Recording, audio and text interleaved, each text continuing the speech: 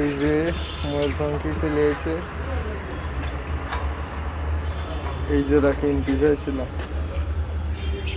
খরগোশ নিয়ে আইছে 3টা ব্যান্ডেড খরগোশ হিমাজপুর বাজারে।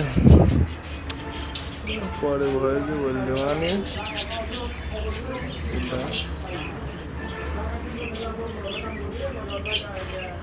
কবুতরের নতুন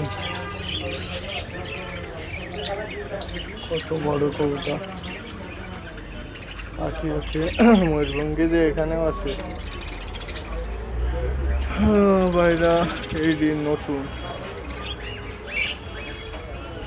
এগুলা পাখির নাম কিটা আমার জানা নাই, কেউ যদি জানেন কমেন্টে জানায়েন।